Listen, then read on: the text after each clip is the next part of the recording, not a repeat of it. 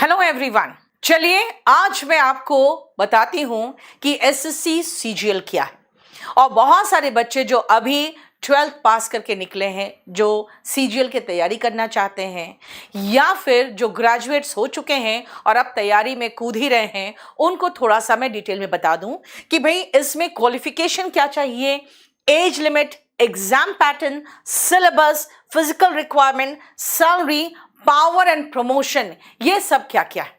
सबसे पहले मैं आती हूं कि स्टाफ सिलेक्शन कमीशन जो कमीशन है, जो एग्जाम्स लेती है एसएससी के डिफरेंट लेवल का, वो बेटा याद रखिएगा सीजीएल का एग्जाम लेती है, जिसके लिए आपके पास ग्रेजुएशन की डिग्री होनी चाहिए। सीएचएसएल का एग्जाम देना है तो आपके पास 12th होना चाहिए आपका कंप्लीट। एमटीएस बेटा 10th लेवल का ही होता है। इसमें मल्टीटास्किंग स्टाफ की भर्ती होती है और 10th लेवल पर ही आपका जीडी होता है। जीडी अगर आप देखिए तो एसएससी जीडी भी 10th लेवल का है। ग्रेजुएशन के लिए अगर आप जाओगे तो ग्रेजुएशन के बाद एक बहुत बढ़िया पोस्ट है, वो है दिल्ली पुलिस सब इंस्पेक्टर, है ना। वो आप पाओगे सीपीओ के तहत एग्जाम देकर। अगर आप इंजीनियर हो तो आप एसएससी जेई के लिए एलिजिबल हो, और अगर आपको शॉर्ट हैंड आता है तब आप स्टेनोग्राफर दे सकते हो। लेकिन आज मेरा जो पूरा कंप्लीट ये सेशन है वो सिर्फ और सिर्फ सीजीएल पर है। तो सीजीएल के लिए आपको चाहिए क्या? सबसे पहले आपके पास एक बैचलर डिग्री होना चाहिए। आप 18 से 30 साल के बीच में होने चाहिए सारे पोस्ट के लिए, एक्सेप्ट जो जेएसओ का पोस्ट है जिसके लिए आपको एक अलग से पेपर देना पड़ेगा, उसमें 18 से 32 साल चलेगा। बाकी auditor, accountant, UDC, tax assistant और सीबीआई में सब इंस्पेक्टर के लिए आपकी जो एज लिमिट होनी चाहिए वो 18 से 27 साल होनी चाहिए। अब आते हैं कि इसके लिए हमें पढ़ना क्या है और पैटर्न ऑफ एग्जाम क्या होता है।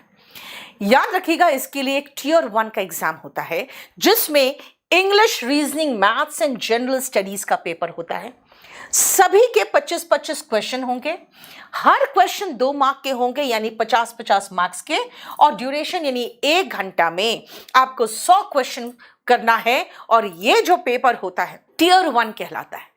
टियर 1 पेपर पास करने के बाद आप एलिजिबल होते हो टियर 2 के लिए, जिसमें याद रखिएगा कि पेपर 1 में section 1 and section 2 and section 3 ये तीनों होता है। पहला जो खुलेगा 1 घंटे के लिए वो मैथ्स एंड रीजनिंग खुलेगा, जो होते हैं 30-30 क्वेश्चन, 60 क्वेश्चन, और हर क्वेश्चन 3 मार्क्स के होते हैं, यानी कुल मिलाकर 180 मार्क्स के वो होते हैं। अब उसके बाद आता है, फिर वो पेपर बंद हो जाएगा 1 घंटे में। फिर खुलेगा आपका सेक्शन 2 और सेक्शन 3। सेक्शन 2 में इंग्लिश लैंग्वेज एंड कॉम्प्रिहेंशन होता है और जनरल अवेयरनेस। बेटा ये भी याद रखिएगा, आपका 45 क्वेश्चन इंग्लिश के होते हैं, जनरल अवेयरनेस 25 क्वेश्चन होते, कुल मिला के ये 70 क्वेश्चन होंगे। अगेन ये सब 3-3 मार्क्स के होंगे और ये कुल मिला के 210 मार्क्स के होंगे, और ये भी 1 घंटे का होता है। 15 मिनट में आपको 20 क्वेश्चन करने हैं कंप्यूटर नॉलेज के, और याद रखिएगा ये अगेन 3 मार्क्स के हैं, यानी 60 का। अब ये सब खत्म हो जाएगा जब फिर आपको एक ब्रेक मिलेगा, और उसके बाद आपका डेटा एंट्री स्पीड टेस्ट होगा, और उसमें आपको ये एक क्वालिफाइंग नेचर का होता है, और कंप्यूटर भी एक क्वालिफाइंग नेचर का ही होता है, यानी इसमें आपको क्वालिफाई करना होता है। ऐसे तो क्वालिफाई सबको करना पड़ेगा, और सारे अब सेक्शनल क्वालिफाई करना आपको जरूरी हो गया है हर सेक्शन में। अब आइए पेपर 2 में। ये बेटा सिर्फ जेएसओ के लिए स्टैटिस्टिक्स का पेपर है, और एक और है स्टैटिस्टिकल इन्वेस्टिगेटर। इन दोनों के लिए आपको एक स्टैटिस्टिक्स का पेपर भी देना पड़ेगा। और पेपर 3 एक है जो है फाइनेंस एंड इकोनॉमिक्स से रिलेटेड पेपर आता है, जो आप एओ कैग में अगर जाना है तो इसके लिए ये है। अदरवाइज बाकी जितने पोस्ट है सब के लिए बस आप यहां तक सेक्शन 3 तक, यानी कि सेशन 2 तक ही ध्यान रखिएगा, जो आपका टियर 2 का पेपर है। पहले इसमें एक टियर 3 भी होता था जो खत्म हो गया। अब टियर 3 का ऐसा कोई भी पेपर नहीं होता। सिलेबस आइए तो आप जब सिलेबस ध्यान से देखिएगा तो आपको महसूस होगा ये 10 तक का सिलेबस है, लेकिन हम लोग जो आपको तैयारी करवाते हैं, कम समय में ज्यादा से ज्यादा क्वेश्चन आपसे हो जाए उसकी तैयारी करवाते हैं। इसीलिए मैथ्स, इंग्लिश एकदम बहुत आराम से, बहुत अच्छे से तैयार हो जाता है। हालांकि स्कूल के सिलेबस में रीजनिंग नहीं होता, लेकिन जो रीजनिंग आता है वो सिर्फ कॉमन सेंस रीजनिंग आता है। हमारे टीचर्स आपको कम समय में ज्यादा से ज्यादा क्वेश्चन कैसे सॉल्व कर सकते हो ये जरूर सिखाते हैं, अदरवाइज ये कॉमन सेंस की बात होती है।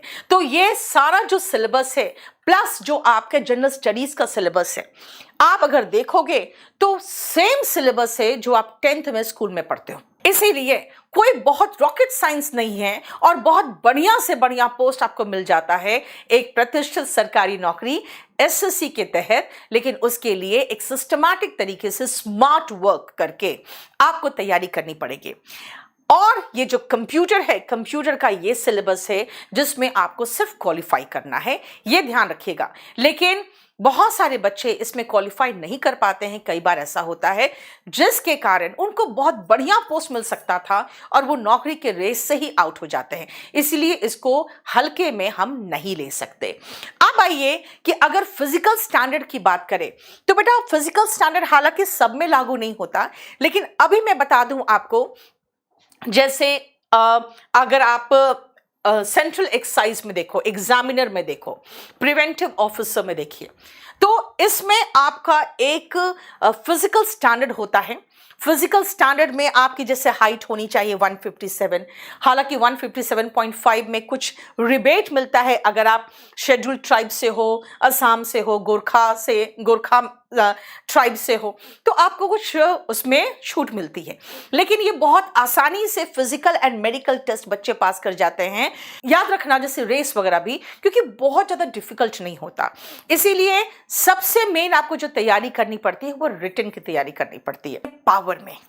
और ये जरा देखिए पावर में क्या सुंदर और स्मार्ट लगते हो आप वर्दी में, है ना। आप किस तरह से जब अपनी आइडेंटिटी दिखाते हो कि मैं सीबीआई से हूं या मैं कस्टम से हूं, तो लोग कैसे आपको सम्मान की नजर से देखते हैं, इसका तो कोई मोल ही नहीं है ना। तो आइए, अनमोल चीज प्राप्त करने के लिए बहुत मेहनत और तपस्या करनी पड़ती है। ये आप पहले जमाने से देखते आ रहे हो, तो याद रखिएगा इसके लिए आपको बहुत तपस्या करनी पड़ेगी। आपकी एंट्री होगी इनकम टैक्स इंस्पेक्टर के पोस्ट पे अगर, तो आप 5 से 6 साल में इनकम टैक्स ऑफिसर बन जाते हो। उसके बाद करीबन 8 से 9 साल में असिस्टेंट कमिश्नर बन जाते हो। उसके बाद 4 से 5 साल में डिप्टी कमिश्नर, और उसके बाद 4 से 5 साल और लगते हैं, तब आप जॉइंट कमिश्नर बन जाते हो। इसलिए याद रखिएगा कि स्काई इज द लिमिट। आपके पास पावर होगा, आपके पास पोस्ट होगा। हाँ, ये जरूर है कि आपके पास जो सम्मान होगा उसका कोई मोल नहीं, वो अनमोल होगा।